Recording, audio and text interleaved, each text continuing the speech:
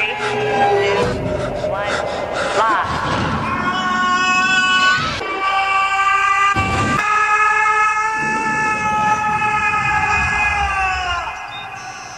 Cool.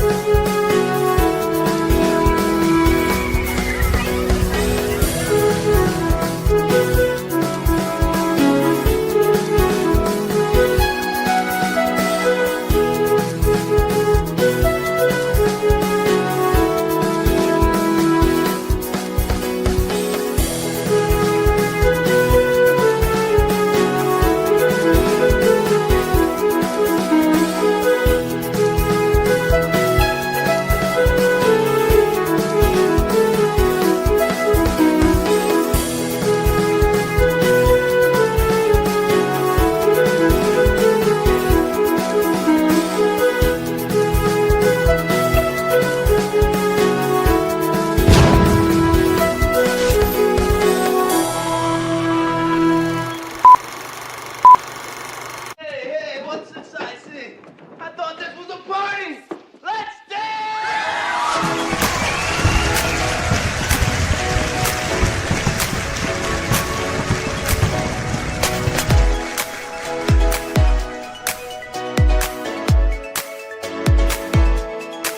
And our like biggest reward, I think, is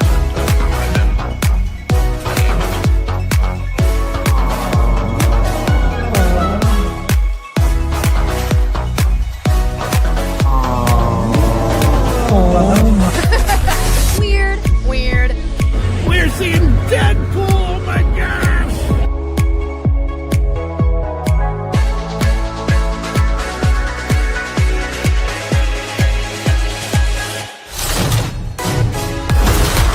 Think that wasn't yet.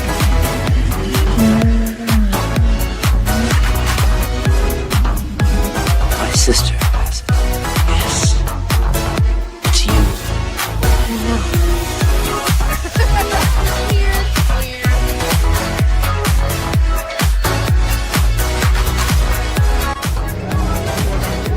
Wintertime here at Hogsmeade Village. Lieutenant Dane, Hello, Forrest. you got new legs. Titanium alloy.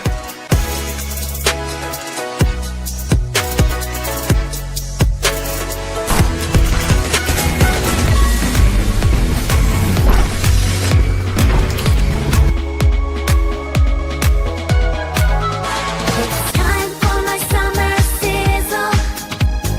Cool as a cherry popsicle. No, God! No, God, please, no! No! No! No! it's happening. It's dish time. I've always wanted to do this in front of you.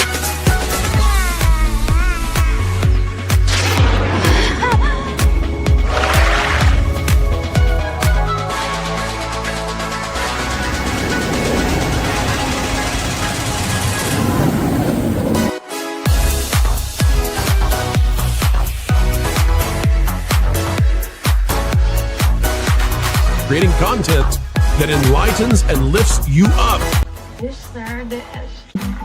Me at Splash Mountain. Just pepper these in here. Hello, everyone. This is Kermit the Frog reporting live from the final showing of Muppet Vision 3D.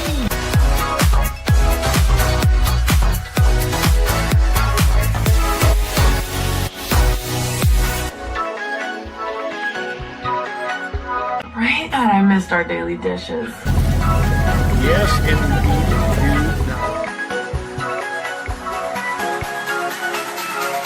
You know, I really don't remember you being this opinionated.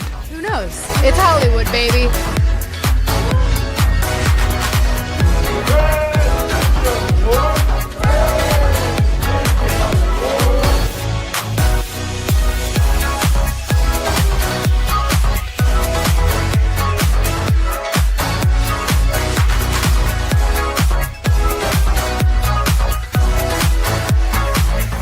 Ladies and gentlemen, it's time for the dish. Hey. So, let's dish. What do you want to dish about? Anything you guys want. This is your time. Welcome back, Fun Fam. And if you're brand new to the channel, welcome in to Follow the Bradleys Fun. This is The Dish with me, yours truly, Ron E. Bradley. I hope that wherever you are having a phenomenal day, phenomenal night, perhaps phenomenal, I don't know, middle of the, whenever. It could be daytime, it could be nighttime, maybe you're in the UK and you're just waking up. I don't know. Wherever it is that you may be on this beautiful Wednesday evening at dusk here, where I am in somewhere in the Orlando area. There's a Everyone's a Nanny 52. Erica, I'm here. We have panelists we're going to bring on. We are going to bring on our guest. We have our favorites, and we love to see everybody. And you know, and I'm so glad that we don't have to go back in time to get these people.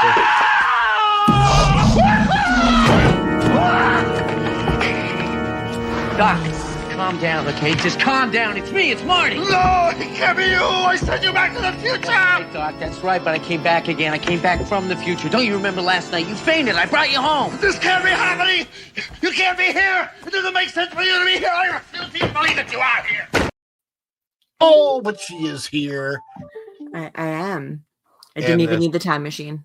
She's getting a phone call? Was that? Sorry about that. Yeah, the alarm's going off. I like the alarm. My kid needs a shower alarm. That's perfect intro music. So, you know, I thought maybe it'll be somebody's reaching through the Epcot ball to give you a sandwich or something. That was so blessed. How you doing, Jess? Wonderful. How are you tonight? I am fantastic. And we also have, I believe, somebody else who is so familiar with everybody in the chat that everybody knows her name. Afternoon, everybody.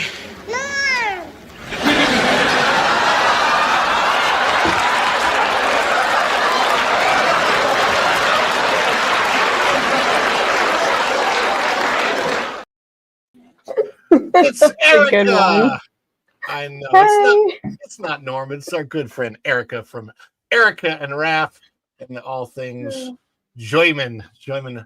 I was just learning just a few short hours ago how it was some of the Germanic tribes from Germany that helped overthrow the Western Roman Empire. We haven't gotten to Eastern Roman Empire yet, the Byzantine Empire, but I was teaching my son today in our homeschool class about Western Rome. Oh, fun. Yeah. You know what they say, roam if you want to, roam around the world.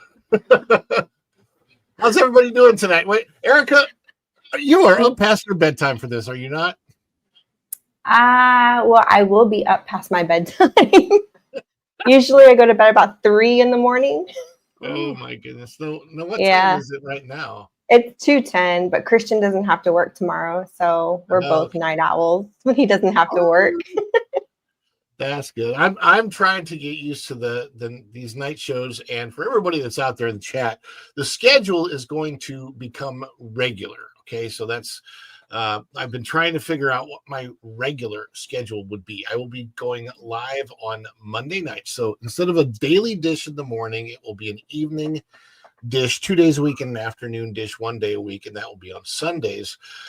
So starting off your week, or depending on whether you feel like it's a start or an end, Sunday will be the first dish of the week. And that will be right after Hollywood Backlot with Lou and You on the T3PO channel. So we will follow up to that. And we will kind of fill in the gap between T3PO and Valiant Renegade. Valiant Renegade usually goes live at 6 o'clock. And then I'm here on Mondays from 8 to 10 and Wednesday from 8 to 10. And that is to fill in your evening gap before the Late Night Pro Show. So we will be streaming this right into the WDW Pro Show. Yes. And for all of those of you in the chat who are wondering if WDW Pro is also Doomcock, I can confirm to you that I have personally never seen WDW Pro and Doomcock in the same room. So I don't know. But some people say that I don't think they are. I do not think they are. But all I know is not unlike Clark Kent, there are reasons that he's got that wonderful identity. And I love him as WDW Pro. We don't need to know anything else. And that's important. The rest of us, we just go by our regular names because we're boring. You know, I'm basic. I'm so basic. Let me say hi to everybody that's here in the chat. Guys, thank you for being here. You know, you give us, like, for me, it's really weird. Prior to YouTube, my job was a nighttime oriented job. I'd start at 4:00 in the afternoon, typically ending my shifts about midnight. Sometimes I'd get lucky and get off around 11 o'clock. And then sometimes I would have to stay super late and be like the closer. If you've ever done any restaurant work, you know that if you're on that last shift, you could be the early out or you could be the closer. And it just depends on the way rotations go. Some days I would not get home until after 1 o'clock in the morning. There are two things that I miss about my job as a cast member at Disney World. Number one is the money. Because you guys, if you're watching this, I'm telling you, don't feel bad if you can't leave a lot to your Disney servers. Maybe you weren't expecting the bill to be as much as it is because Disney meals cost a lot. But don't feel bad because I guarantee you there were nights I went home with close to $1,000. I'm not kidding. I turned off ads on this. So if you guys are getting ads, I'm so sorry because I thought that I turned them off on this particular video. But and they're running for me, and I'm like, then maybe the settings messed up. Anyhow, so I missed that. That wasn't very often, but I happen to know for a fact that there have been servers, depending on the restaurant, and I'm not kidding about this. I think it was Victoria and Albert's. There have been servers that have made as much as $25,000. I cannot even imagine. What? I mean, I guess I could kind of see it.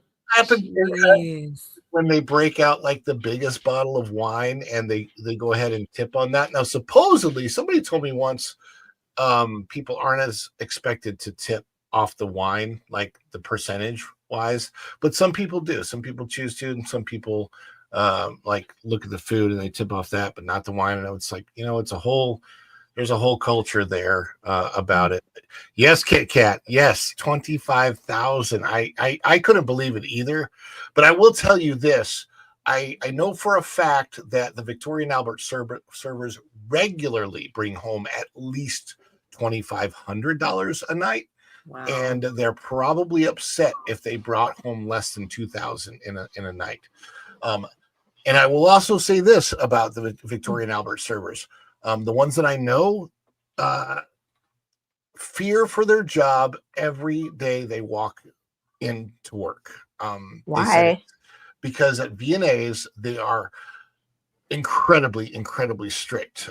So it's like the oversight there at Victoria and Albert's is just, it's an immense amount of pressure. I worked with a server who came over from V&A's because the person retired, like semi-retired, and still wanted some income. So they transferred from V&A over to where I was, and they could still making significantly less money than V&A, but it was still a few hundred a night, and they were cool with that. But they were pretty much semi-retired at that point in time. So, and I asked him, he's like, "No, man, you don't know when you step into work if you're going to have a job by the end of the night because they are that strict. And if you do one little thing that's off, you could be gone." So kind of scary. No, I don't like that. No room for human mistake. That's just stupid. I'm sorry. Yeah, it's tough. And then the other place that I got transferred to, which is supposedly a dream job for servers at Disney, that was Hoop to Do. If you're full time, it could be a dream. There were full-time cast members when I went over there who had been literally working for nearly 50 years. I mean, I literally thought, if I work here very long, some of these people are literally going to drop dead while I'm on the floor with them. No. I mean, it was like, I don't know how they're doing it. I'm assuming they just get their body used to what the action is, but you could possibly be staged upstairs. And most of Hoop to Do is not serving. Most of Hoop to Do is just running food out to the table, because the only thing that you really need to get are drink orders. You run the drinks out. The salad is preset, so when you walk into Hoop to Do, have you been, either one of you, to Hoop to Do review? Yeah, we used to stay at Fort Wilderness. Okay, so you probably know this. When you go in, the salad and cornbread, I think, is like already preset on the table. Mm-hmm. So just to let you know, by the time you get in, that salad's probably been sitting on the table 15 to 20 minutes. Yummy. What? Great. That's not even that bad. Like, honestly, you get that, because you get that out, you get everything preset, you get ready to open the doors, and that period of time that it takes 10 minutes to get all that stuff set, even with all the servers, right? So that's all set. But then the food that you're getting served during the evening, everything was cooked before you ever got there. Like, everything. There is nothing cooked fresh for when you got there. So everything has been staying in heaters. Wow. But not just one heater. No, it has moved from heater to heater to heater. And by the time you get it, it could have passed through as many as 5 sets of different hands. Not that any of those hands should technically be touching the actual food, but there were just things that I saw that made me never want to go back to Hoop to Do and eat there again. Like, the show itself is great. I love the show. It is fantastic. It's been around for decades. It's great, but the price tag is steep for that restaurant. There's 2 fresh. reasons. I stayed there for 2 days, and then I was like, you know what? I can't do this. I'm going to transfer back, right? So I stayed there for 2 days, and the 2 reasons that I didn't stay, well, one is I would have had to drop down to part-time, so I would have lost my full-time benefits. Dropping down to part-time, I would have been lucky to get 2 nights a week there. I know that I was going to get scheduled on Sunday nights, not a big deal, but maybe I could have gotten one other night, but they were only open 5 nights a week. I don't even know if they're back to 7 yet, but they were only open 5 nights a week at that time.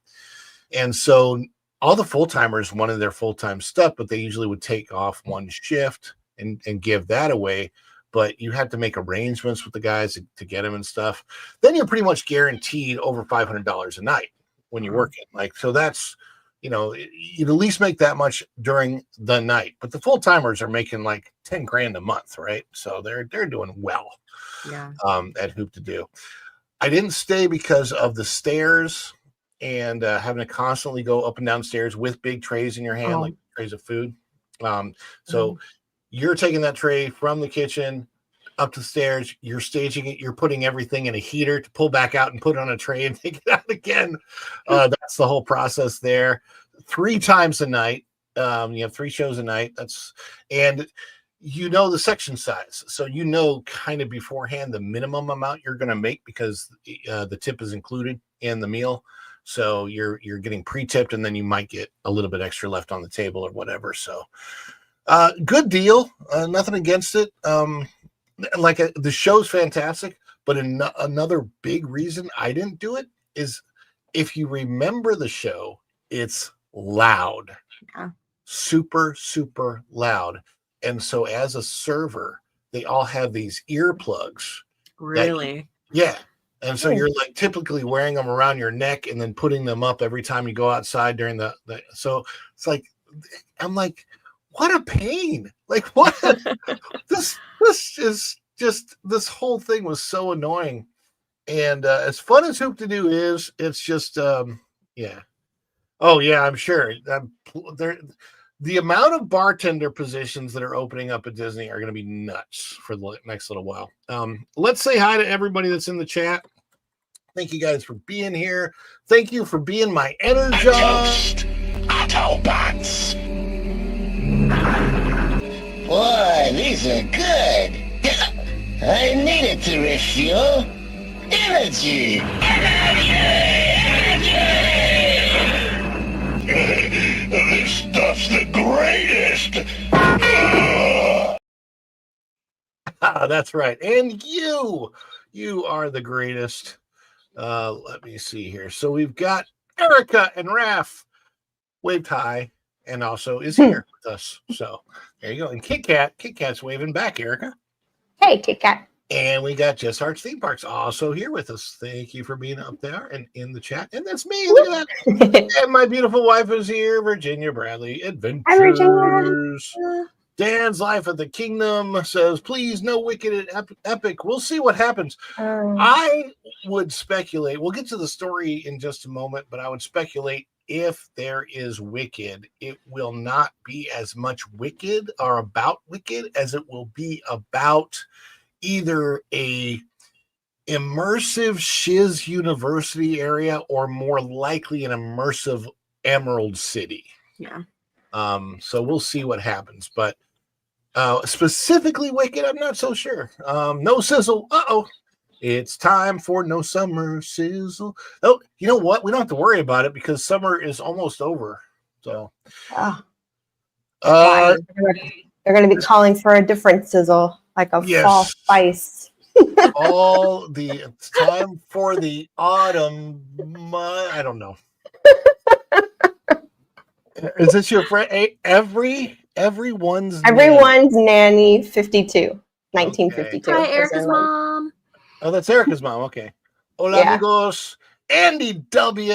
Thank you for being here, Andy. Good to see you. There it is. Hi, Ron. Erica's mom. Great to be here. Well, hello, Erica's mom. We appreciate it. Erica's mom. I've heard.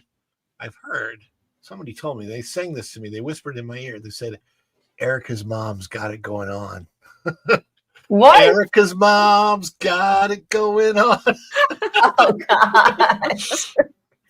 I can't remember. I don't even remember. Who was that? Somebody's mom had it going on. I don't know that song, but okay. Stacey's mom's laughing. Stacey's mom. Stacey's mom. Stacey's mom's got it going on. And everybody wishes that they had Jesse's girl or Jesse. Well, you are a girl, so I guess that wouldn't matter. Erica, always the best background. Love that cozy fall feeling. Yes, indeed. Hey, Kit Kat says, I'm on the West Coast, so this works great for me. Well, I appreciate that, Kit Kat. I'm trying to... 8 o'clock's 10 minutes. It's a good time. People on the West Coast are getting home from work 5 o'clock in the afternoon to 7 o'clock. People out here, they're getting ready for the pro show. The pro show comes on at 10, and we'll go right into it, Let's see. Anyone else? I got new comments. This must have been when Kit Kat saw my face come on the board. Pam is here. What's up? I've got a lot of burpees going on. Pam, hi Ron. Hi Pam. It's good to see you. Yes, indeed. And Pam says hi to Virginia. So, yep. Pam, welcome. Dunkin' Donuts spice goldfish pumpkin spice goldfish crackers. That's wonderful. Super gross. There's a coffee shop called The Coffee Bean. I wonder what their coffee is like. Probably like coffee. That's deep. Coffee tastes like coffee. I will. Does Starbucks not taste burnt to you guys? It always tastes like burnt coffee to me. So I prefer Dunkin' or McDonald's if I'm going out. I don't think I've ever had Starbucks coffee ever. Not good. Oh, dude! For your first time, it'll clean your colon really good. No, I had. You know what's funny? I was kind of not drinking coffee till recently, but the thing is, I realized like I'm drinking lots of caffeine. Like I drink energy drinks and pre-workout, and I'm like, Oh, okay. every bit of caffeine that I'm taking in comes from coffee. So, and coffee is cheaper. So I'm like, instead of spending $40 for my pre-workout and going through that like 3 of them a day, maybe not. But I tried a Joffrey's at the beginning of the Joffrey's is good. I tried Joffrey's at the beginning of the summer, and that we always serve Joffrey's. The restaurants at Disney serve Joffrey's. Cafe Feminino, and it's called that because it is all run by women. The brand within Joffrey's is all like the fields are cultivated by women. It's all women that do it. It's whatever. But I tried Snow White. It was a Snow White branded coffee flavor from Joffrey's, and it was just black coffee, no calories, right? And somehow they had managed to flavor it with a little bit of like a cinnamon apple taste in the background. I was like, this is really good. So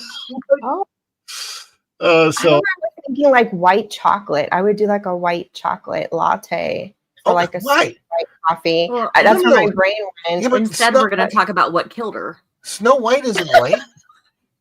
Yes, temporarily. I think that when it comes to Rachel Zegler, celebrating the apple is a good idea. Oh no. So Joffrey's leaned into what the audiences really wanted. When I was in youth ministry, like my early days, I had the kids do it. They had to come up with a skit of, create a modern day version of like Adam and Eve. And of course, most of them had Apple phones. You know how that went. It was funny. They were quite creative with it. But yeah, the Apple phone was the Apple phone. Adam and Eve and the Apple phone. It's quite interesting what they came up with. Eve, this device, this is the device of the knowledge of good and evil. Take this device and you will be able to have all the knowledge. Hey, that works. Truer now than ever. Maybe that's exactly what happened. Maybe Eve was tempted with an Apple phone. now we know why it's the fruit, the miracle fruit. Oh golly! Hey, Jen Ravenwolf was in the chat. Good to see you, Jen. I still rather have my Android. I have an Android as well. This is what is my Galaxy Samsung. That's what I have too. S23 Ultra. Mine is not the flippity dippity do. They're really pushing that thing though. No, how does it work though? If you want to use it for streaming, like in the parks or going out and about, because this I can attach to a gimbal. You could attach that too. I think after it folds, it's about this size. But here's my. It's funny because I had a thought about that many years ago. That if they could somehow improve the technology enough, because when you unfold it, they've got it now so that whatever that plexiglass or whatever surface they're using, that it's good. It's really good now. It doesn't crack or anything like that. It unfolds. It gives you a flat surface. It looks like one screen, but it's a square, and I don't like that. Oh. So if they could somehow make it unfold and then unfold again, so you actually get 4 times the size and it's like a full-size tablet, that would be so cool. I think that's coming down the pipeline. I'm pretty sure it might already be beta testing it right now behind scenes. I will tell you something really, really fun. Either one of you ever seen Parks and Rec? Yeah. Okay. No. Parks and Rec, the last season skipped forward in time. The last season, the show had taken place in real time prior to that. And then the last season, they skipped forward 3 years. But that skip for them was from 2014 into the year 2017. So they fast forwarded it 3 years into 2017. But the funny thing is, when they did that in 2014 and they fast forwarded to 2017, everybody all of a sudden had Tony Stark technology in their phones because all of the phones were like holographic stuff coming up. And I'm like, you did not predict that part of the future very well at all. But you want to know what they did predict really well? Did you see the last season, Jess? Yeah, I think I know where you're going. Okay. The very last episode of Parks and Rec, they skipped way forward in time. They showed one of them their 100th birthday, and then they died that day, and then they had a funeral. It was like the year 2048. I can't remember. But the important thing is one of the years they showed is they fast forwarded to the year 2025. Now, this episode aired February of 2015, 10 years ago. Maybe it was 2014. Anyway, it was 10 or 11 years ago when this episode aired. Certainly at least 11 years ago when it was made. And Jill and Joe Biden play themselves in this episode, but they're playing themselves in the year 2025, which is this year. Now, the lead character, Leslie. That's interesting. Yeah, Leslie's over at their house visiting, and she says something, and then Jill Biden turns to Joe and says, Joe, you're just still sorry that you lost. And I'm like, did they predict in the year 2014 that Joe Biden was going to run and lose the 2024 election? Like, between them and like know? The Simpsons, man, it's like they know the future every time. I don't. Hey, Mr. Fulton Mraz is here. Says he's going to be auditioning for Singing in the Rain. Ooh, I love that movie. Singing in the Rain. Such a August good 31st. one. Hope to get the main role of Don Locke. And for my audition, I'm going to be singing That's For Me from the State Fair, 1945. Well, good luck, Mr. Fulton. Wow. You guys remember the Singing in the Rain umbrella that used to be at MGM? Yeah. So it's I have a funny vague because memory of it. I know exactly where that umbrella was, which was right after Muppets Land. Like you got out of Muppet Vision 3D, and instead of going to the store to the left, you turn around to the right, where the last time I was there when the Muppet Courtyard was open, they had a wall, like not a construction wall, like a permanent backstage wall now, because that was a backstage area between Muppets and Galaxy's Edge. So all the stuff that was in that little walkway, they tore out. There used to be like a Lightning McQueen meet and greet right there. I remember that one. Yeah. Yeah. And then there was a theater. Remember that theater that was back there? There was they tore down that theater a while back, but I actually saw Mark Hamill in that theater, and the other guy that does like the voices, did the voice of Obi-Wan Kenobi and the animated stuff. Yeah. I can't think of his name off the top of my head.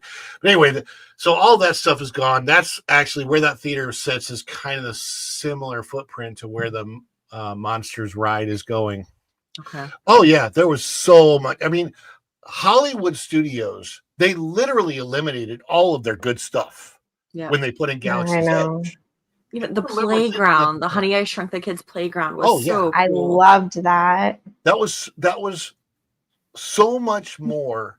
You felt like an ant. Like I was gonna say like the Toy Story Land. It's the feeling that Toy Story Land should give you, but doesn't. Yep. It was awesome. And Xander, he played there when he was a little kid, and Zeb played there when he was a little kid, and they've just taken. Disney doesn't know what to take away, and versus what to put in. Before we get to stories, I want to get this on the screen real quick. Just to let you know, we've got some new merch up at Follow the Bradleys Fun merch store right now. I'm gonna throw the link into the chat. If anybody buys something during the show, please let me know, because I will celebrate that. And we've got a deal right now going on. It's 15% off if you spend $65 or more. So that would be typically 2 or 3 items, and you'll get 15% off. I've got the new family avatar logo with the actual YouTube branding in it, so that people know that it's a YouTube channel. Before I didn't have that in there, but now Now there's like the little YouTube play button so that people know if you're wearing it. Oh, that's a YouTube channel, and they're like, who the heck is that? What are you wearing that for? Oh, YouTube. That makes sense. I get it now. But then I've got all of the Dish merchandise. So if you are a fan of the Dish and you want to walk around and advertise and show off that you're a fan of the Dish, I've got to have, this has got to be available in black, right? Come on, show it to me. All right, that is a white t-shirt. There is a black one on here. There you go. So you should be able to see that. Anyway, does follow the Bradley's Fun, has the Dish on there. We've got the YouTube logo, and you help us out because if people scan the back of your shirt, they can subscribe to the YouTube channel that way. Yay! It's super smart. I like the idea. That's cool. Yes, indeed. And then, of course, I've still got, if we go back again, we, of course, still have the Make Disney Walt Again merchandise. There's that. So if you want to wear your red hat and make people look twice because they're like, why are you wearing a... Oh, wait, what does that say? It says Make Disney Walt Again. We've got that as well. So any of those things... yeah, absolutely, Jed. That's up there. Any of those things. So again, you spend $65 right now, you get 15% off. And that's what's going on at Follow the Bradley's Fun Spread Shop at the moment. If you purchase something, let me know, and we will celebrate that as we like to do with any support from you guys. We do this show for you. We're here for you. So if there's any super chat, super things, super stickers, PayPal's, Buy Me Coffees, or anybody throws down a member milestone chat, becomes a member of the channel, or you gifted memberships are dropped, we will celebrate that, and a celebration is going to look a little something like this. Is it too much? Too much? It's just perfect. Oh, this is just the best of my scene.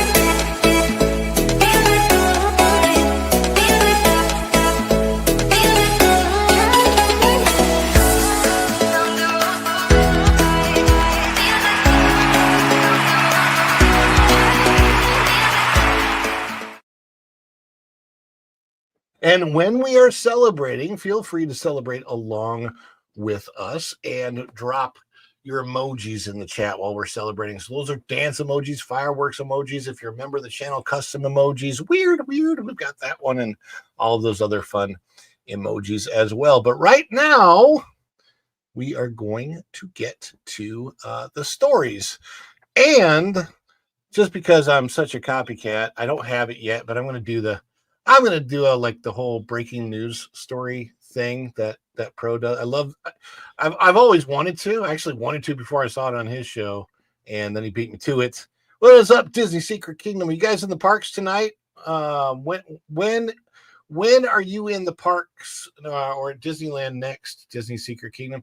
I want you guys to show me all of the Fantastic Four presents in Tomorrowland at Disneyland. Can you guys do that at some point? Ryan and Brittany, I would love that. Guys, go subscribe to Disney Secret Kingdom. They are awesome. They stream live from Disneyland. So they are out there. They're out there in California, but they totally don't talk like this, although it'd be like awesome and totally cool if they did. You're like, hey, everybody, check it out. Like, totally welcome to our stream, dudes. We are totally going to check out all this righteous stuff here at Disneyland today. Awesome. Totally awesome. Yeah.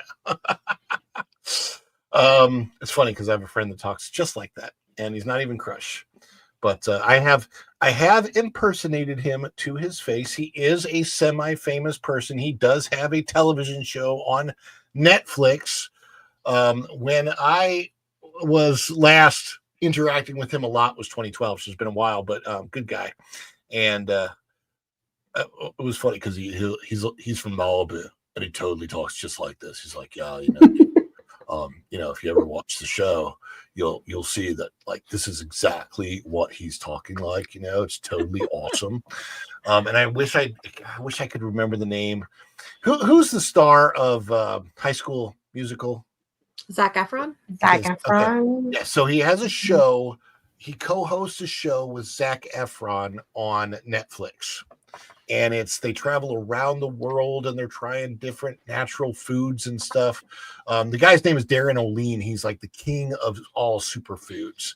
And I know him pretty well. I know that I did a drawing of him and handed it to him one time of him as the superfood guy, like with a kind of superhero outfit on. And he's like, last time I talked to him, he's like, yeah, I've still got it up in my refrigerator, dude. Oh, that's awesome. Is this a show where they did an episode on water? Yeah. He traveled to like France and. Yes, they did. Yeah, because what's her name? The whole thing on she water. plays Poppy. The girl that plays Poppy was in that episode. Yeah. I know. Isn't her name Anna something? Yeah. Anna Kendrick. Yeah. So, Yeah. So I'm she one degree. I remember that. Because Darren and Anna and Zach were all sitting at a table trying different waters. Yeah, different waters. Yeah, it was interesting. So, and it's funny because like I literally have. It's weird when I'm watching it, going, how am I so close to being connected to people that are right there, and I'm still way over here? I'm like, but I know them. I'm like, I've got their coattails. Anyway, let's get to the like sup ball. Yeah, what's up, dude? Yeah, I don't know. They do have the Fantastic Four. They're all there, including the Thing, I believe, at Disneyland right now in Tomorrowland. And they're meeting in Tomorrowland as opposed to what's it called? Marvel Avengers Campus, because Avengers Campus is in California Adventure. The reason they're meeting in Tomorrowland is because they're in a different universe. Right? So they're in the 828 universe apparently takes place in Tomorrowland, which is weird because George Clooney's not there. And I thought George Clooney should be in Tomorrowland because that's his thing, right? I mean, that he starred in the movie Tomorrowland. So do you not remember that, Jess? I remember it, sadly. I really wanted it to be good. So did I. And especially the fact that they use It's a Great Big Beautiful Tomorrow in the movie, which is awesome. It's a great big beautiful tomorrow shining at the end of every day. I love that song. You guys don't have that song at Disneyland, do you? Disney Secret Kingdom? It's a great big, because that's only they wouldn't. Yeah, it's only part of Carousel of Progress. It is.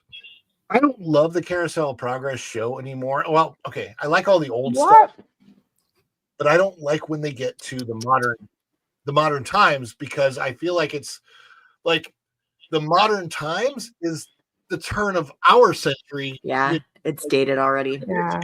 I mean, it's all of that technology that they show in there is already sort of outdated. I mean, but it's still fun to see what they were predicting, back then. What I like is I have taken pictures where I've zoomed in on the note board that they have, the cork board. If you zoom in on the cork board, it changes every day. And there are personal cast member notes on that thing to each other of people that are working there. So that's really funny. So with these cameras, Erica, you get 100 times zoom on this thing. So we can zoom in really close and get what's in that cork. Okay. Yes. It's like a little treasure hunt. Beautiful tomorrow. What's up, Tom? Good to see you in the chat. Hey, buddy. Oh, Tom, bro. Let's get to the story. We've been chatting for like half an hour or more. Dear Lord. It's fun. We have fun. We're gonna put this on the I'm gonna put this up on the board though. Let me see. Theme parks. There it is. We're gonna talk about this Wicked thing, all right? Is Wicked. This is the rumor, right? This is out of thatparkplace.com, but this is by Cham Lee. And this came out today on the 20th. Is Wicked coming to Universal's Epic Universe? Construction on expansion pad continues. So nobody really knows yet what is coming. There is a lot of rumor and speculation.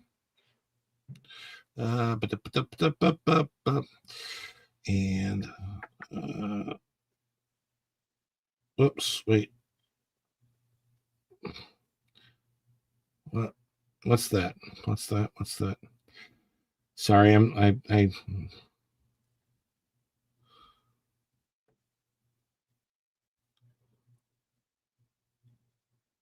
Oh, okay.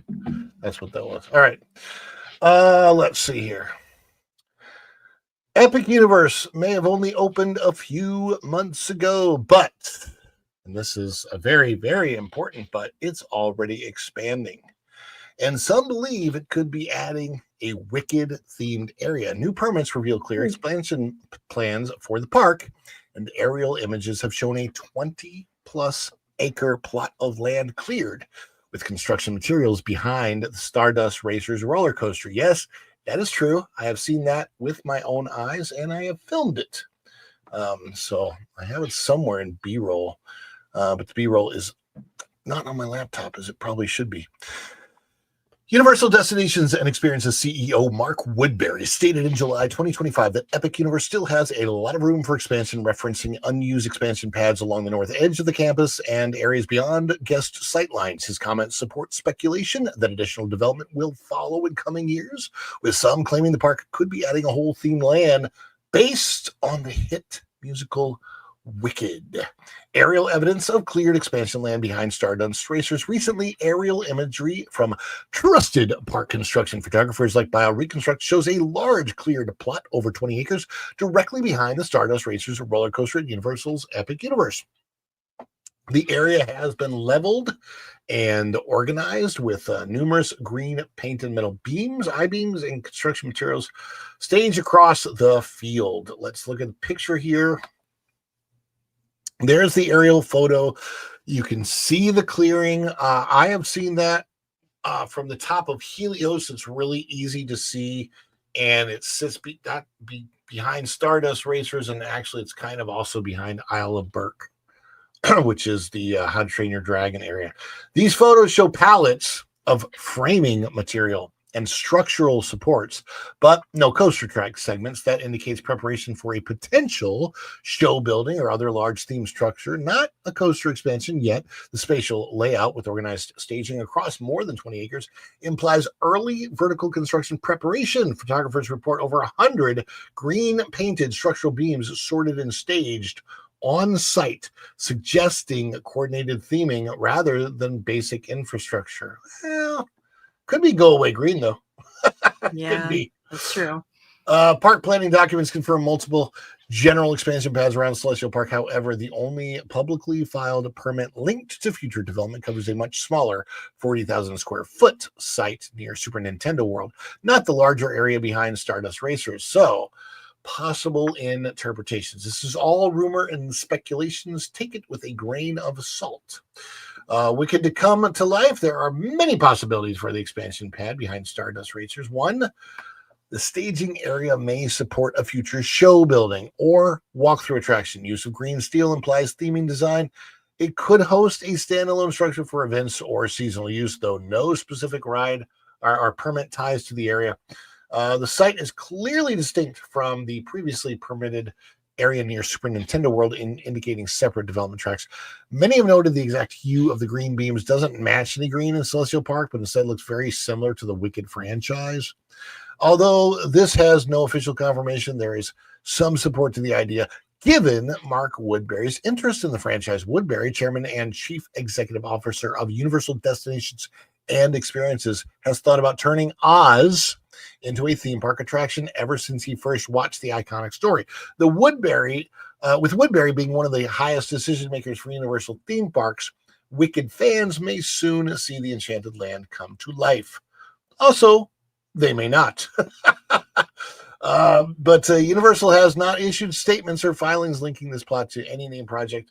The precise purpose remains unconfirmed. So my question to the panel is, do you think it's likely or unlikely that Wicked would come? And if so, what might that look like? I think it's a Interesting. possibility. Would it be something that either one of you would take interest in? I mean, I'm a fan of Wizard of Oz. I don't know about this Wicked storyline. Yeah, But- it would have to stay pretty generic for me to really want to go and see it. More like the place, but not the story from the movie, I guess. Yeah, and I Yeah. don't know. See, the question would be, would they bring the songs? See, considering that Wicked is specifically a Broadway musical, Yeah. do they want to duplicate that in a theme park? You know, on a much lower level. Now, there's a small Beauty and the Beast show at Disney, but that Beauty and the Beast show is not so much like the Broadway show as it is like a live action version of the cartoon show. It's kind of weird because so is the Broadway, but it's different. The abbreviated version of the movie. Yeah, I mean, there's only a couple. Very, very abbreviated. Yeah, it is very. For me personally, if it were bringing the Emerald City to life, like if you watch the Wicked movie, the sets were amazing. Yeah. Right. The music is phenomenal. The hard part of it now, I don't want to go see. I don't personally want to go see the characters. The follow-up, the second part of it. Like we Okay. watched the first No. half. I don't care to go to the movies to watch the second half because the first half is the good half. Something is going on. I hear some knocking back here.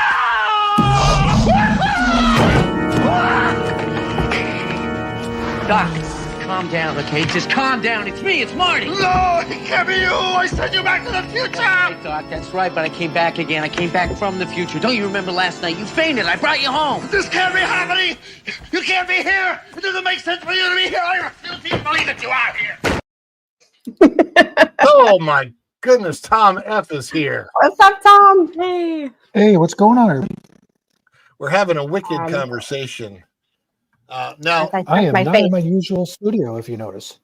I see No. that, but I will say this: I have a thought, and I think that this is where they could really make up the gap in the audience because Wicked is really aimed towards females. But here's how they make up the gap.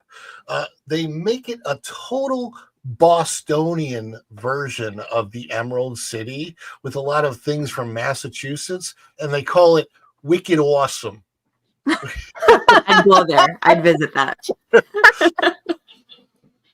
Or I'm scared of that. based off of their, we were having this discussion on T3PO, gosh, long time ago, where we kind of had a hunch where maybe the Fan Fest nights that they had at Universal in California, Yeah. maybe they're testing the waters as to what's really taking to maybe tinker and play with the idea on an expansion. And I'm wondering, because I want to say One Piece, out of all of the ones that they had, as much as I love Back to the Future, I think One Piece was the one that was like the most popular out of all of the themed things that they had going.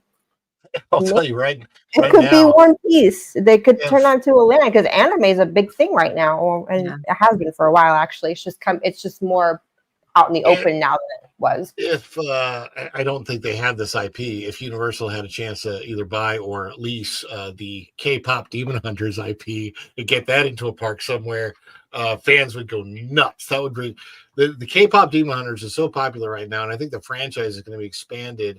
And I think if you got those girls into a park, somewhere and they had representation and meet and greets, I mean, fans would go freaking nuts to meet some type of a live action version of those girls. I think they would need to come out with more movies in that specific genre of the K-pop anime to create more of a lore, to really create that lasting like generational. Because I think whatever they're going to put in the park, they want it to really last. They don't want something that's just temporarily popular and then like 1-2 generations down the road, like I get the K-pop Demon Hunters is really, really it right now. But I mean, it's just a matter of time before something else comes in and it'll be just as popular and it'll be different. That is always the challenge with IP.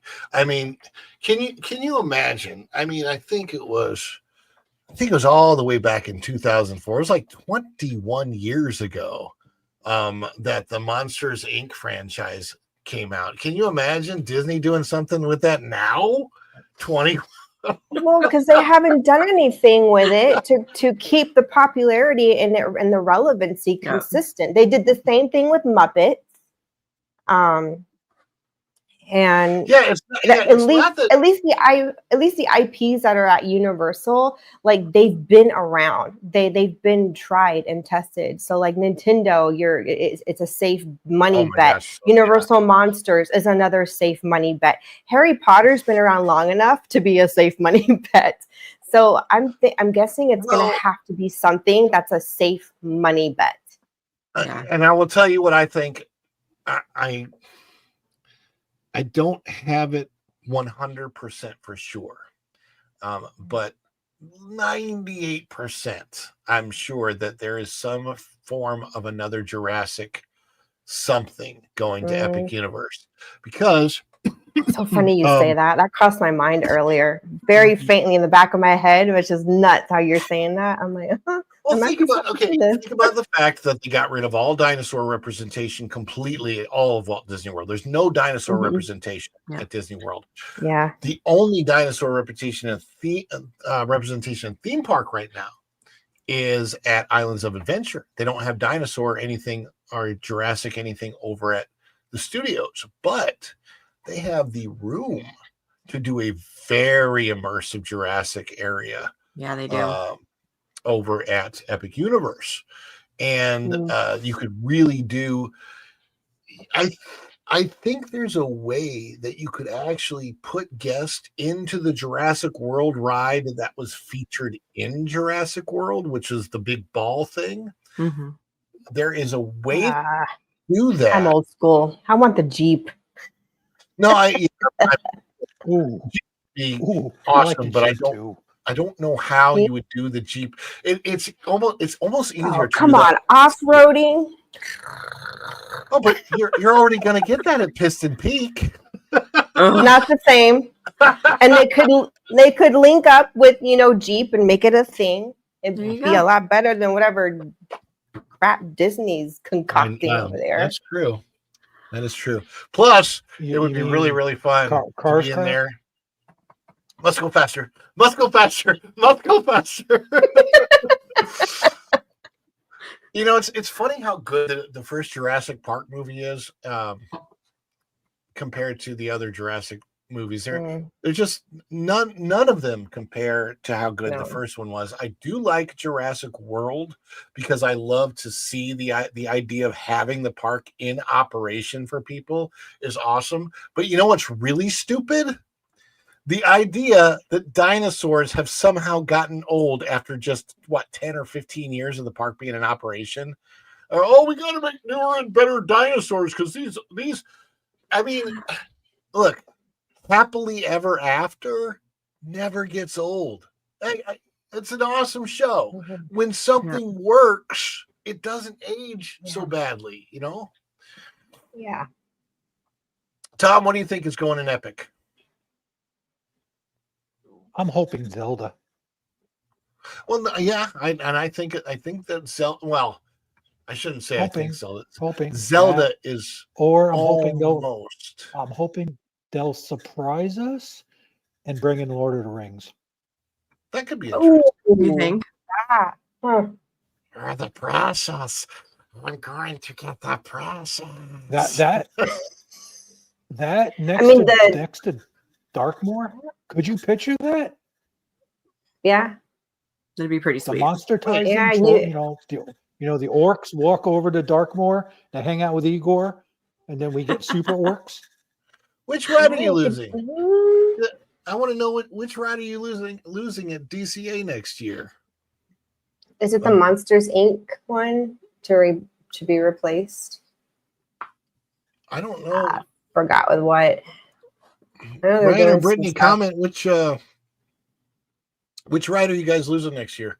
My issue with the stuff that's coming into Disney is that there's been a huge challenge. Okay, so I would say that over the last decade, the only real win that Disney has had, replacing something that was in fact truly outdated, not the technology of the ride itself, but the story of the ride, and that was Universe of Energy being replaced by Guardians of the Galaxy. Yeah, so Disney Secret Kingdom says they are losing their Monsters Inc. Ride, but well, getting one over here. Other than Guardians of the Galaxy, Cosmic Rewind, which is I think it's awesome, and they did it in such a way that they sort of, even though it's shoehorned into the Epcot theming, they still it makes sense when you listen to why it's there, but you have to listen to Star-Lord, because Star-Lord says he went there as a child and he loved Epcot and he fell in love with it, and then he got kidnapped and wasn't able to go. And then he's funny because it's like, oh, I can't wait. I want to go back. I can't wait to go back. I'm going to go there and I'm going to check out Horizons and I'm going to see the veggie fruit. And he I want to talks go about there all too. Take me to that Epcot, please. right? Yeah. So in a way, he's even making fun of modern Disney, which is hilarious. But other than that, the problem is not so much what they put in; it's what they took out to put it in.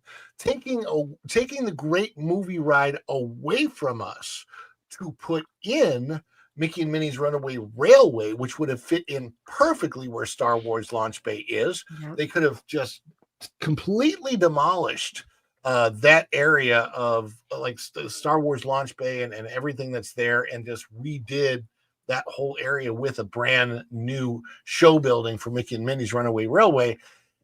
And it's Animation Courtyard, so it makes sense. That's like where you would think to put it thematically, and then updated the Great Movie Ride to be a better, newer version of the Great Movie Ride using all the Fox properties they had. Yes, they would have had to get rid of the iconic Wizard of Oz scene, but you own Star Wars. Here's the weird part, and this is the weirdest part: they still would not have been able to put any Marvel movies in the Great Movie Ride. Yeah. Oops. Yeah. Because even though they own the rights to the movies, they can't put them in a theme park east of the Mississippi River. So that's a little bit bizarre. Yeah, they've gotten so replacement heavy since like 2010 almost. Like that whole area, New Fantasyland. That was supposed to be so much more, and they just kind of shoehorned some stuff back there into the buildings that already existed. Yeah, they took. Don't get me started on Fantasyland. Oh no! I mean, no. I filed my complaint. Yeah, to the right people that just couldn't do anything. I like the Beauty and the Beast restaurant, but now that Japan has the amazing Beauty and the Beast ride that we don't have at Walt Disney World, it sucks. Yep. It's like, and Magical Tales with Belle is pretty cool, but like, please come on, give us the freaking Beauty and the Beast ride. The two rides that they have in Japan that I absolutely want. I don't care about Frozen because we have Frozen stuff where we already, but I want the Beauty and the Beast ride, and I want the Tangled ride that they have out there. Yeah. Those two things, absolutely. It's and like, we don't diss on Disney because we hate Disney. We don't like the bad decisions that they make, especially in replacing things that we love. You don't have to do that, especially when it didn't have to be done. That's what bothers me. And then Galaxy's Edge, not making Galaxy's Edge something that we've all seen in a Star Wars movie. I don't like it because it really truly feels like Star Wars fan fiction land. Well, and it is. That's why of all the walk around characters that you see there, Chewbacca is consistently the one that the crowds gather around. Oh yeah, absolutely. I'm like, it's nothing against Rey is a great character. Like, these different characters are good, but they do not get the attention that Chewie does. It's funny because with Rey, I mean, I've literally seen Rey out and about walking. She never gets bothered by anybody. Like she almost has to go out of her way to get an interaction with people. She looks like a college-aged girl wearing some comfy clothes at this point, so you almost don't realize. So, when I was walking around, I've seen her running around. I used to try to rat her out to the First Order. Oh, I would too. I mean, always like you just go. You know, she'd walk by. Oh, I'm hiding, and I look at her. I'm like, look, she's there with the Wookiee. This way. They even have, and this is what's really funny. They made up a fake Galaxy's Edge only Star Wars character. Her name is Vi. Yeah. Don't even get me started. Why? What's the point? And this character is not in any of the movies at all? Not in a single Star Wars property anywhere. Did they in their novel that they did for that kid's novel? Yeah, there was a graphic novel, Tom. Yes. I mean, but that is after the fact. That's after they put her into Galaxy's Edge. Yeah, so it was like they were trying to like make it work when they realized it wasn't working. Oh, so that came after. Okay. It did, yeah. Yeah, it's such a mess. But yeah, Galaxy's Edge is a mess. Whatever they do at Universal, for sure, I think it's going to be better than anything Disney's given us anytime soon. So whether if they did Wicked, they would do it so people would like it. It'll make money. I will say that it's got a hell of an audience and following for it. So we shall see. We shall see what happens. Anyway, don't have any. I'm just double checking. No, there are no supers or member things or anything like that to go to. So let's see if we've got yet another story. Oh yes, I did want to do this. I got a busy day tomorrow. I'm excited. You got a busy day tomorrow? Yep. Did you going to both parks, Universal, and trying to trudge them with my nephews and my sister. Oh, fun time. Fine and exhausting. I have to be honest with you, Tom. 7 to close, baby. 7 to close. At this point in time, I don't want to go back to the parks until the temperature comes down. It's so bad. It's been so bad lately. It's just been every day has felt like it's 110 degrees outside until the storms hit. And lately, when the storms have been coming in, they've been bad. It's our afternoon storms. Today was bad. Yeah. They wanted to go to the pool today at the hotel, and they couldn't do that until afterwards. And they're like, why can't we go at like 3 o'clock? I'm like, welcome to Florida, boys. Yeah. Yeah, you don't want to set up pool time for 3 or 4 or 5 in the afternoon. That's for sure. Yeah, I heard you guys are hitting record highs for the heat index, like up to 115. I was like, geez, that even for Florida, that's hot. That's like it feels insane. Awful. It feels awful. Dan says, bad news, guys. I didn't get a reservation to the Beak Barrel Bar. I put that up there because that is a great lead in to our next story. Pretend that's news music. Out of that parkplace.com. Disney World dining reservations no longer functioning inside the app as Beak and Barrel Magic Kingdom Bar woes continue. And this is Out of That Park Place by WDW Pro. Written here on August 20th, 2025. There is concept art for the Beak and Barrel. What happened to Disney concept art being good? I mean, I never expect anything to look like the concept art, but I do remember a time when Disney's concept art was actually good. And I'm looking at this picture now, and I'm like, this isn't even good artwork. This looks like a 5-year-old drew it up in about 10 minutes. Epic Universe's concept art actually looked like the park ended up looking. So I don't know what the issue is. Amazing. Epic Universe, but everything. Epic looked like Epic. Like you could take some of the concept art pictures, put it and like hold it up when you're in the park and go, oh my gosh, it looks just like it. It's amazing. But this concept art, just even the art itself, it just doesn't, it's not good artwork. Is all I'm saying. Anyhow, Walt Disney World removed native dining reservation search from the My Disney Experience app today. Tapping Check Reserve Dining now opens a web browser, mirroring how Park Pass once worked. Blog Mickey first spotted the change, noting that other app functions like mobile order remain intact. The timing isn't random. After last week's meltdown during the first attempt to book the Beacon Barrel, the new Pirates of the Caribbean themed lounge, Disney reset the drop for 7 p.m. Eastern. That's today, right? Yeah. 7 p.m. Eastern. That's a couple hours ago on August 20th. An unusual evening release. And according to multiple outlets, stood up a virtual waiting room queue to meter demand. Moving bookings out of the app gives Disney a single controllable web funnel where it can throttle traffic, but that might not be the only reason for the change.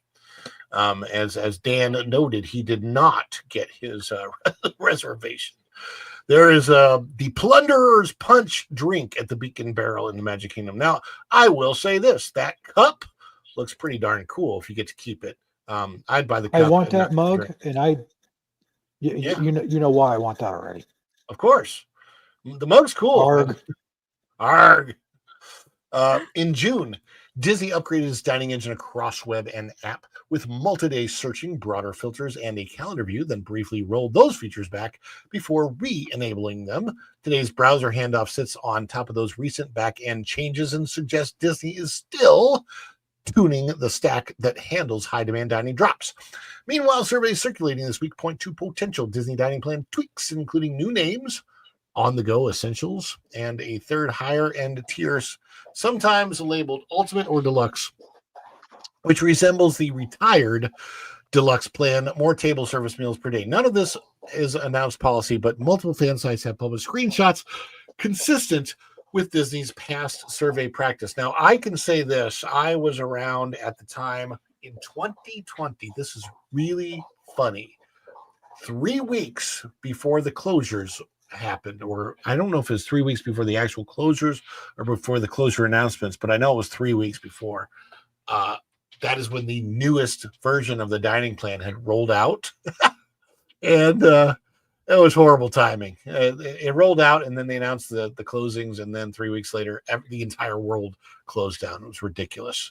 I won't go into my feelings about the worldwide closures, but yeah, I think my feelings are probably shared with a good percentage of the population. Yes, the mug does look very, very cool, I got to say. So surveys hint at the return of an Ultimate or Deluxe dining plan tier. So what had happened right before the closures, there were actually 4 tiers of the dining plan. There was the quick service dining plan, then there was a the regular dining plan that included 1 quick service, 1 table service per day. Then there was the deluxe dining plan, which was 2 table services a day or 3 table services a day or something like that. And then there was an additional one that was more of a mix and match kind of a thing. So on the official side, Disney currently sells 2 plans, quick service and Disney dining. It's been leaning into promotions, free dining, 2025 Windows and Kids Eat free dining plan for 2026, especially in the international markets. Now, if you're in the chat and you're overseas, maybe Erica, you might, I don't know if you can comment on that, but I'd like to know if you've seen any marketing for Disney World specifically for any of those packages. Those offers increase the number of guests booking with dining plan entitlements, which raises load on the reservation system. Have you seen any of that kind of stuff? And So we've been keeping the VPN on with an American. Oh. I haven't. Yeah, that's probably why I haven't seen anything on the German side, because a lot of our stuff is American with the VPN we have on all the time. So you're in Germany, and you're saying that in Germany you did not see that?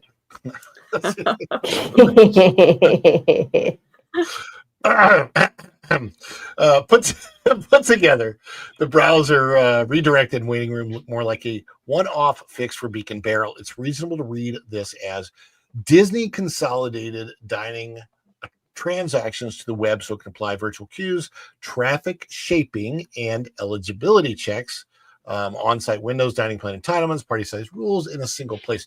Useful if the company is preparing new dining plan tiers or a heavier cadence of free dining style promos that will spike demand across many restaurants at once. That's my interpretation, not confirmed by Disney, but it fits the pattern of recent moves. Now, this drink with it's called Kraken's Catch, and it's got an octopus tentacle sticking out of the top of it.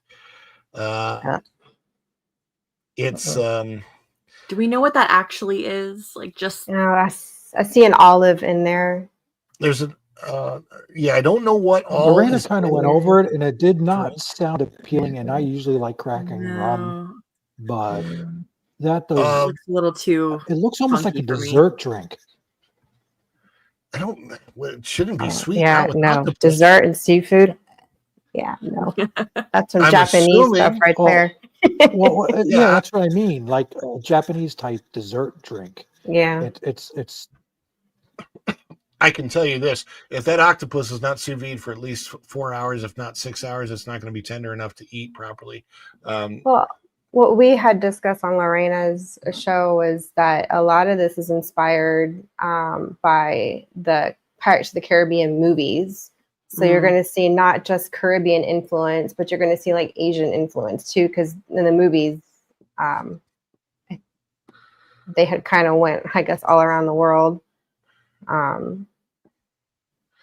So yeah, there's a little bit. It's fusion. There's a lot of fusion stuff going on there.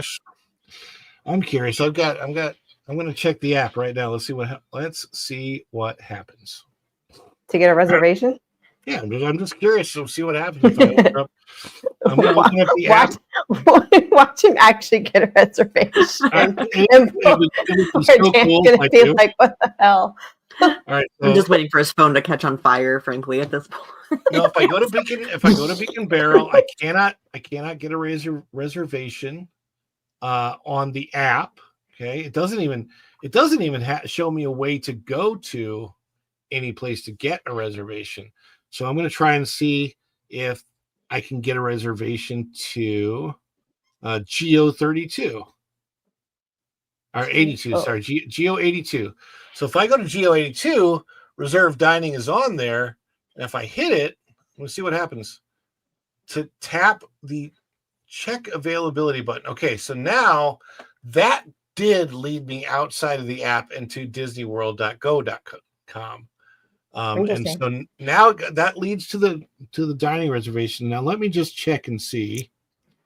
I am going to go to Magic Kingdom Park. Okay. And in Magic Kingdom Park, we're going to check Beacon Barrel. All right. So if you can see that, it does come up Beacon Barrel, right? Okay. Okay. I'm going to see if I can. I know, right? Okay. Let's get some peanut butter and never mind. I'm trying to see if I can click on it to get anything. It doesn't. Okay, so if I clicked on due to high demand, reservations may be limited or unavailable. Let's check available days. Let's see what happens. I'm just checking. Allow. Okay. Dining plans. How many people are in my party? There's going to be, say, 3. And let's check. Okay, so the 31st and beyond. Oh no, I can check the 29th. Next. Nothing is available on the 29th. I'm going to see if it will let me stretch these out.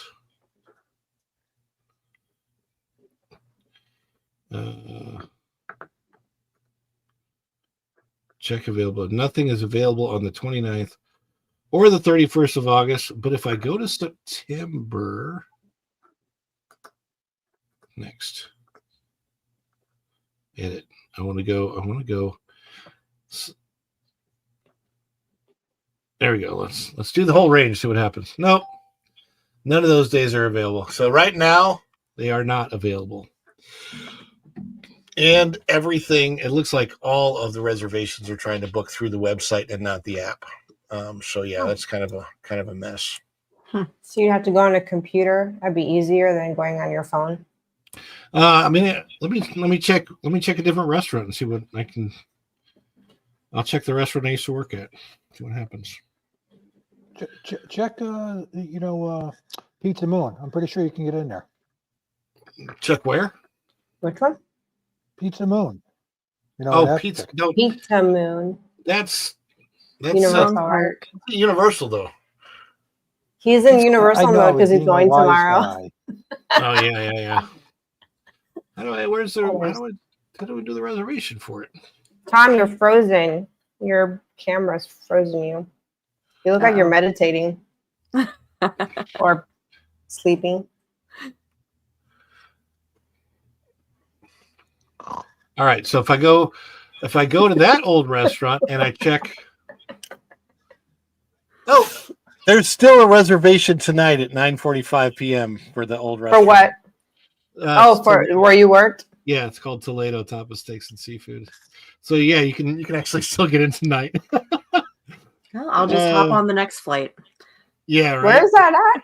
Toledo? It's at the top of the Grand Destino Tower. That is one restaurant we always forget about. I don't know why it's so easy. Where is that? To forget that one. It's at the top of the Grand Destino Tower at Coronado Springs. We honeymooned I didn't there even know about it. for our first honeymoon. It was Coronado. All right, so here are the times that are available for that restaurant.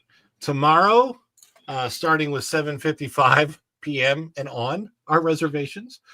Friday, starting at 5 o'clock and on, our reservations. And Saturday and Sunday it's the same. There's reservations are open all night long. It's got a beautiful view. It's a great restaurant, but hardly anybody ever eats there. So when are we all going to the Helios Grand Hotel Bar? I don't know. That's funny. For us, never. Go? It would be fun if we could all get together. Raid there and see, kick us out for drinking water. Yeah. I'm trying to see if there's anything else important. So it says, let me get this back on the screen here. It says, Pro says Disney's Beacon Barrel redo may be the catalyst, but the shift to a browser-only flow, that would suck. And the emergence of a virtual waiting room aligned with broader survey signal dining plan changes and an increasingly promo-heavy strategy. All signs point to a company hardening its dining infrastructure before the next wave of demand hits. And since we don't foresee a huge bump in attendance, maybe, just maybe, there's a big dining deal getting ready to drop in the near future to try to drive reservations later this year. That is always definitely a possibility, because right now, as far as I can tell, attendance is really down. It should pick up in October, because October is typically a busy month for the parks. Everybody comes here for Halloween. No matter where they're coming from, they like to see Orlando in October. And you've got Epcot Food and Wine going on, HHN and Universal. You've got Mickey's Not So Scary. And then things die down in November. They die down a lot, except for Thanksgiving week. Very, very busy week. And then the week after Thanksgiving is dead, just completely dead everywhere. for that week. That's the best time to go. It is. It's the absolute, like I always say, one of the best times of the year to go is come in on the Sunday after Thanksgiving, and then start hitting the parks on that Monday afterwards. And oh my gosh, you're going to see now Monday. There's still going to be a trickle of people that are still left. By Tuesday, whew, everybody's gone. I've done many trips over that week. It's fantastic. Yeah, it's so much better. And wonder what it'll be like this year. It's the exact opposite of Thanksgiving week. Thanksgiving week is a nightmare no matter where you go in town, and it will be busy. I had Disney World. I used to have a timeshare for the week of Thanksgiving, and I used to sell it out every year. My gosh! Yeah, and it wasn't even, and it was never on. It was at it was an off Disney property, but it's still I got good money for it. So I would imagine. I would imagine if you have that week, that's a good week. I used to think, it would be nice to purchase the Christmas week at the Grand Floridian DVC. But the amount of points that you would need and to purchase what I would want to purchase there, it would be hundreds of thousands of dollars. Specifically because the nicest rooms that I've ever seen on property with my own eyes personally, and I haven't seen all the presidential suites and everything, but the 3-bedroom villas at the Grand Floridian in their first DVC building that was built for DVC, there are only 6 Grand Villa units. They are 3 bedrooms. They sleep technically up to 12 people. They will not allow you to book more than 12 people into the room, but I guarantee you could easily have a party with 50 people there. I mean, they're huge. They're huge. They've got this beautiful. I can't even get. The ceilings are so ornate. The one place Disney spends money is DVC right now. Yeah. So if all you care about is because the hotels, they charge them money. Yeah. Well, I mean, if all you care about is the hotels and the resort properties, do DVC, whatever. If you don't care about the parks, the parks are not. It's so funny because what was great in the Disney parks has all gone to DVC, except for recently. Because recently you have buildings like the Polynesian that was clearly thrown together faster than it should have been. The new Reflections or whatever it's going to be called now. They're putting up like. The Grand Floridian building was, I think it opened in 2012, and it was a unique new building that fit in with the Grand Floridian theme and Mary Poppins, and you even have the Penguins fountain in there. It's gorgeous. I love it. Whereas when you look at the new Polynesian building, you're like, it doesn't fit into the theme of the rest of the Polynesian at all. It sticks out like a horrible eyesore. And if they could have just maybe made the coloring match, it would have been fine, but it doesn't match.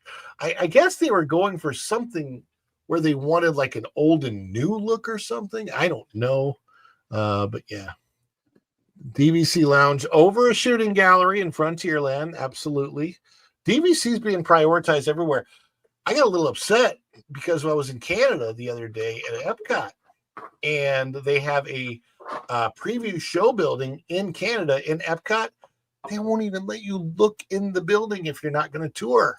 Like you can't. Like I'm like, seriously? Like I can't even I just wanted to look in. And I'm like, that's a little bit bizarre. So, yeah.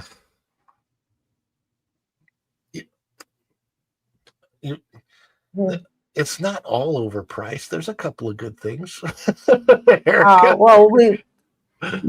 When we lived in Florida, we couldn't afford anything. We were so freaking poor, which is why Raph joined the Air Force. So, we barely could afford, like, we weren't affording anything. We were in the streets. So I mean, I don't drink alcohol anyway, but they literally have non-alcoholic beverages now that they sell for $17. That's insane. That's ridiculous. I can do my own juice mixology at home.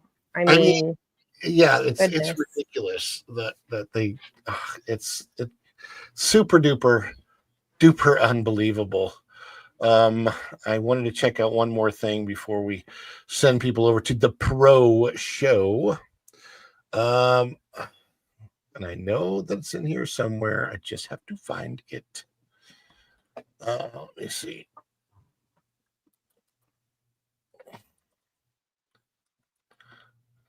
Oh, golly. That was a funny story. That's the Mark Hamill one. I'm looking at some of these stories and going, which one of these things would be the most fun or funniest to tackle? No, I'm not tackling the MS Now story. That is rude. I have way too many friends that are unfortunately suffering with MS. And so them calling MSNBC MS Now is really insulting to people that actually have MS. That was the first thing that came to my mind when they announced the new name. Like, it just makes no sense. Did I cover the Jess? Did I cover the Adventureland sign on Monday? I think I did. Yes. Yeah,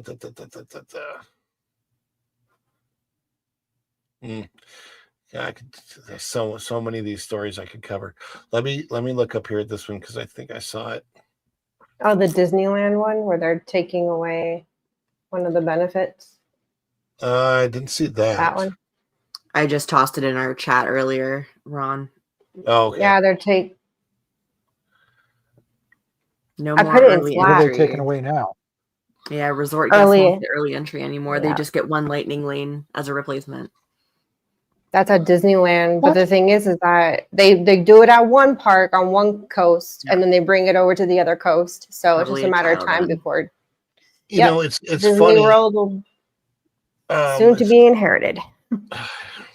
It's funny that you say that because the one thing that I never ever thought would happen when it happened when it happened at Disney in China, when Hong Kong shut down and Shanghai shut down, I thought, okay, I understand. That's Shanghai, that's China, that's Hong Kong. They have a different culture and they handle things differently than we do in the free United States of America. I never, ever thought we would get dictatorial shutdowns here. Yeah. In the name of quote unquote safety? Are you kidding me? Like, considering the things that we let people do on a regular basis in this country, and you're going to tell me that you're shutting everything down because people cough? Like, you were nuts. And then people started acting like coughing was a superpower.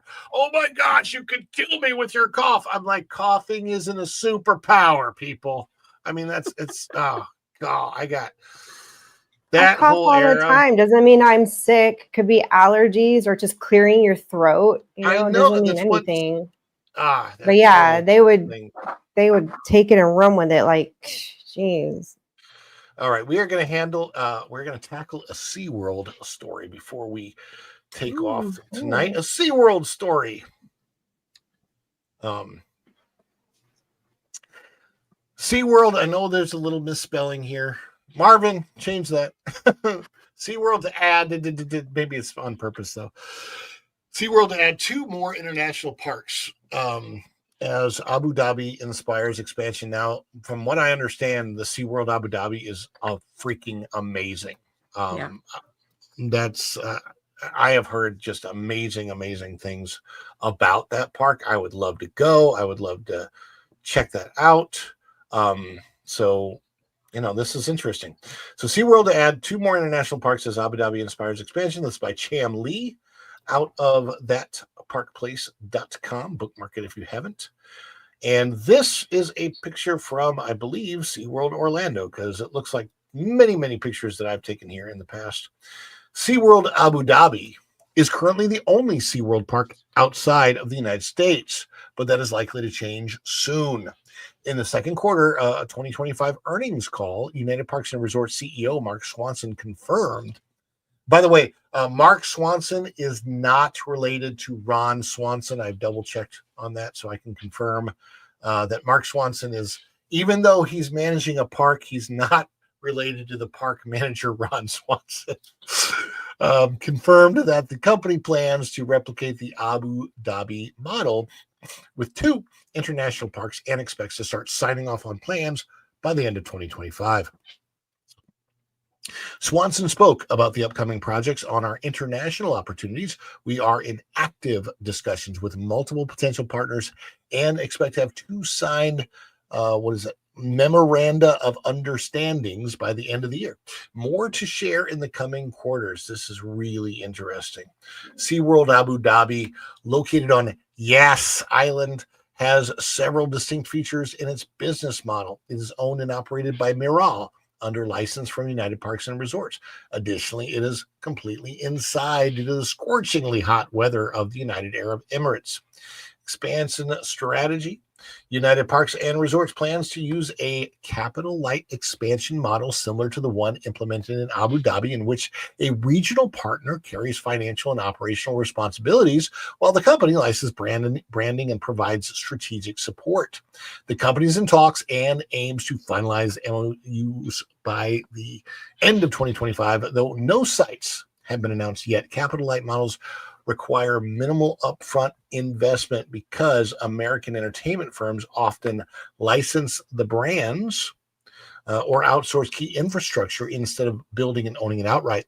This reduces financial risk and preserves cash for other uses. With lower capital burdens, capital-light projects often deliver higher profit margins and stronger free cash flow.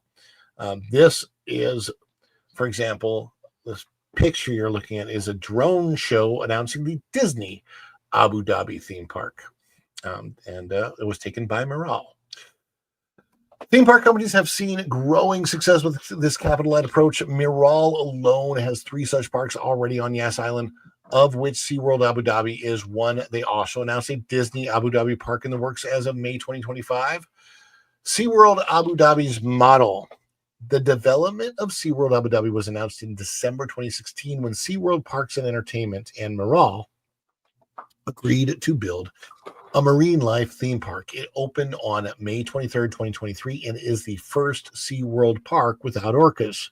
The facility spans approximately 183,000 square meters across 5 indoor levels and includes what is described as the world's largest multi-species aquarium with a capacity of 25 million liters and housing more than 68,000 marine animals.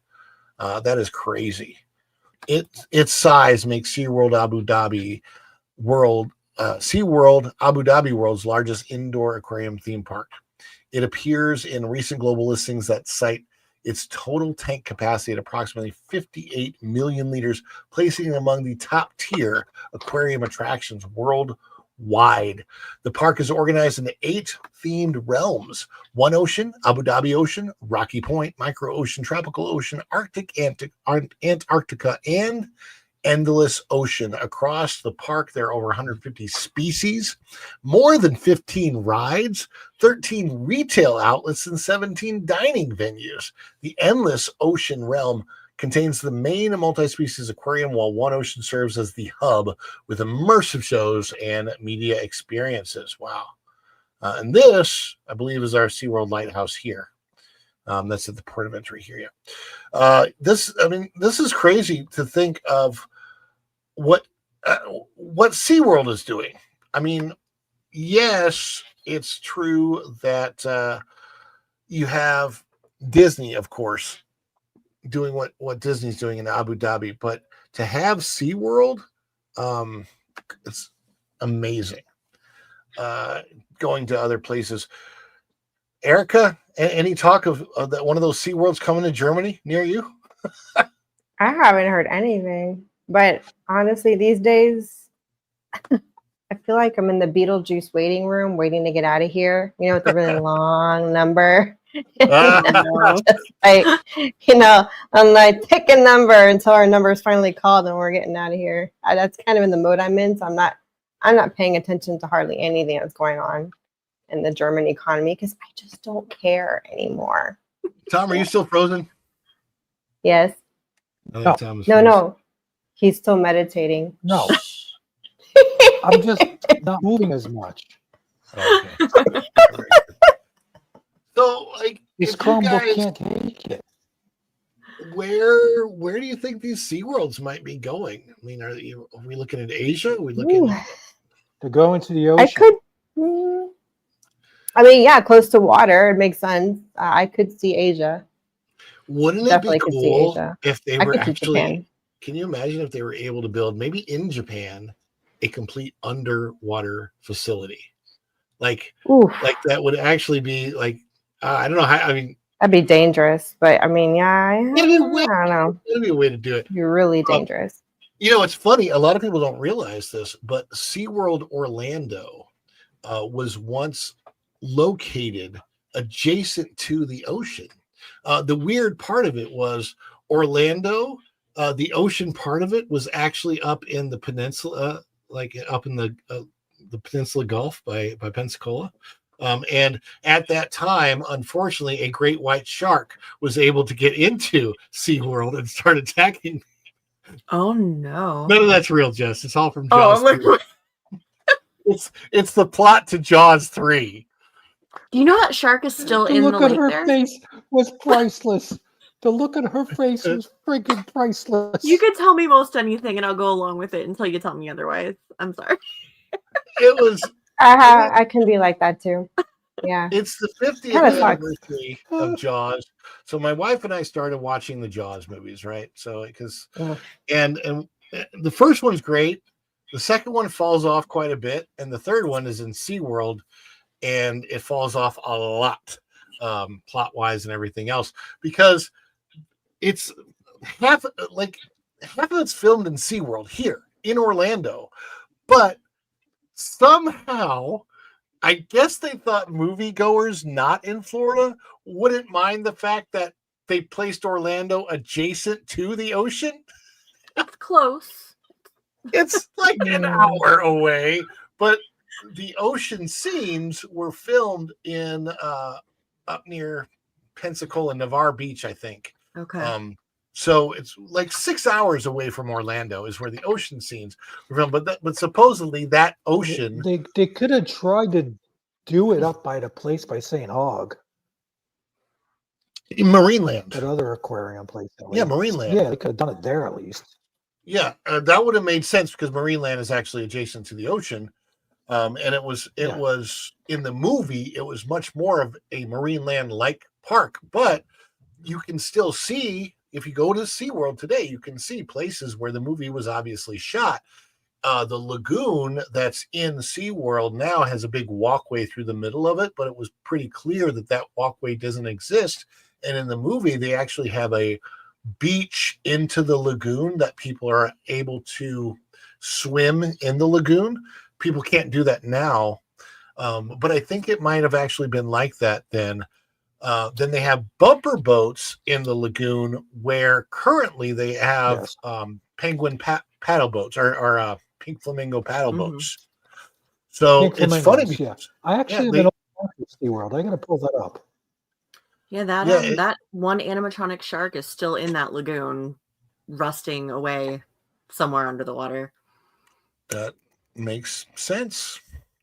I wonder. I don't know where it is, but I can see it so big. Although they built so much up there, they've got the park looks so different than it did just a few years ago because of all the new roller coasters they put in, Icebreaker and Pipeline. Yeah. The new Penguin coaster that they put in. Now they've got a new Soarin' type ride. I mean, the park is phenomenal. I miss it being more about the animal shows, but none of the animal shows have left. They're all still there.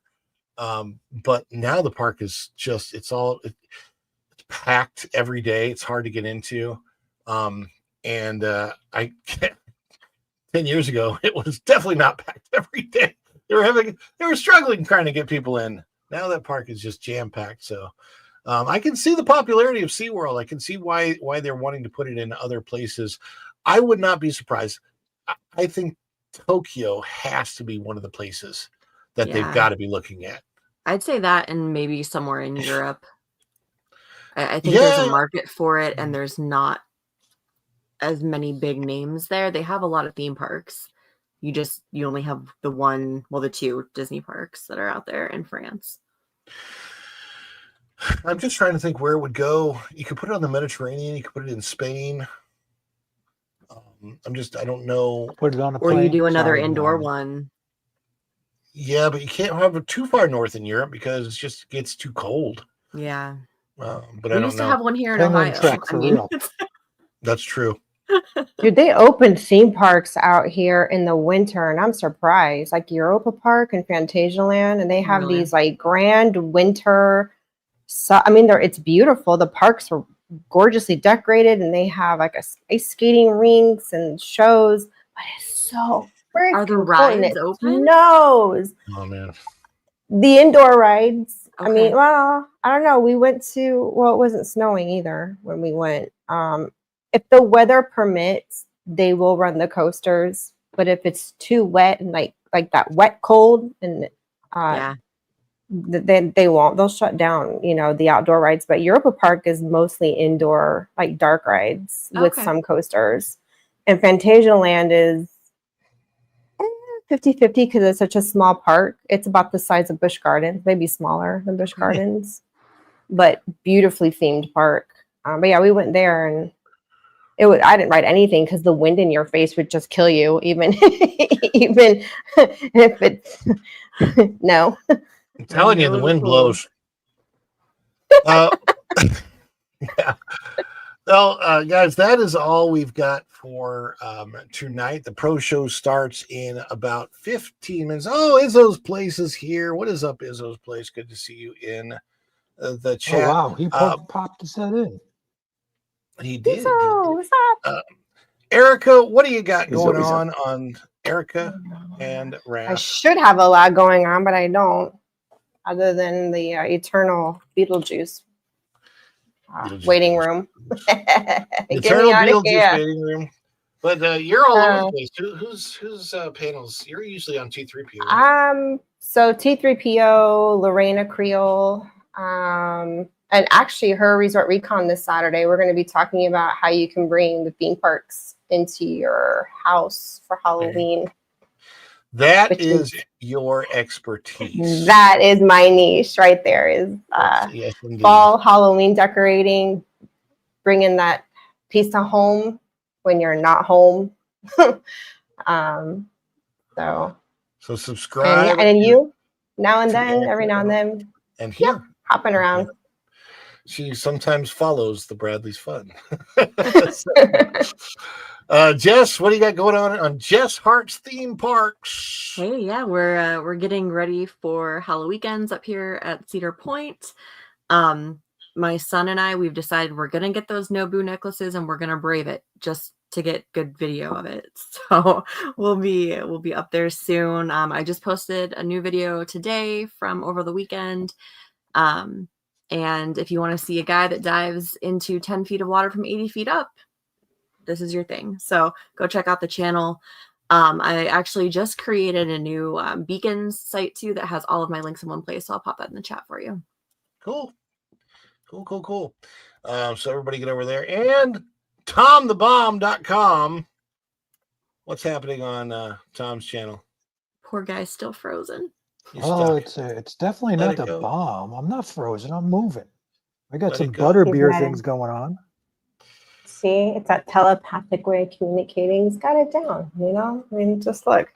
He's doing something. Follow the Bradley's Fun. I'll tell you what we're doing. It's working.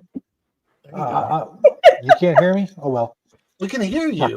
We can hear you. You're just not moving. You're just frozen. You're just kind of like frozen. See, on my screen, I'm moving. It's weird. I hate this. No, I'm going to take this computer out and back and smack it in a minute. My stuff maybe actually I'll live stream that.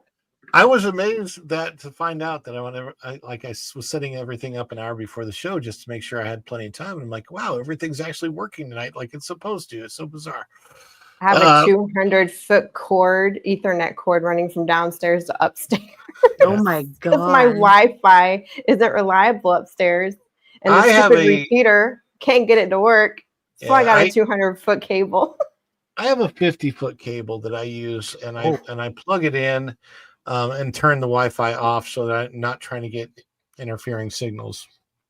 And hopefully that helps out a lot. Anyhow, we are going over to the Pro Show right after this. That starts at 10 o'clock. You don't have to change your channel or anything. It will automatically redirect over to Pro. So we'll be rating over there to him. I don't think I'm on the show tonight. Could be wrong. I'm going to bed. It's possible. It's possible. And if not, I will be going to sleep as well. Other than that, we'll be back on Sunday at 3:15 p.m. after Hollywood Backlot with Lou and you. And I'm going to try to figure out how to get these stories down in such a way that I can start cutting these into videos. I have a lot of videos that I'm editing in the background right now. I'm very excited about one video about one of the most historic places in the United States that I'm doing.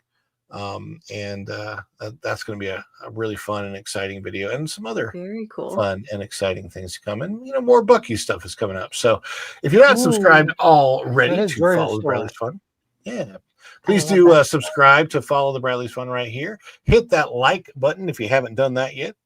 We appreciate that. And of course, do click that notification bell. When you click it, you stick it to the YouTube algorithm, and you get notified of all of our uploads here at Follow the Bradley's Fun. Thank you guys so much. Before we leave, I do want to have a celebration. I know we didn't have any supers tonight or membership drops or anything like that, but I want to celebrate all of you being here. If you are watching, celebrate with us with custom emojis in the chat. If you're a member, if you're not a member, please hit the dance emojis. Let's celebrate. We love to do that on the show. We celebrate, we dance, we have fun. Let's celebrate.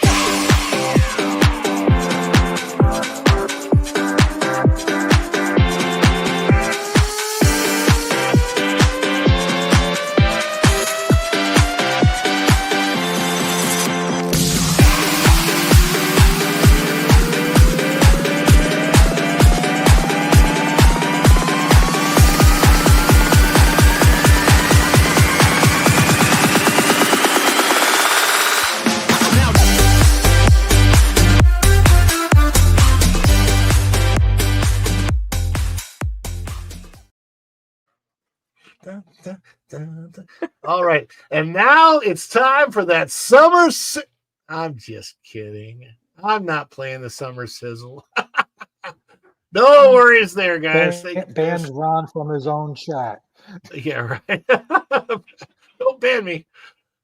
Everybody, thank you so much for being here. That is our show for the evening. And until next time, thank you so much, and we will see you real soon. Bye, everybody. Ciao. Dishes are done, man. Cleans them down to the shot.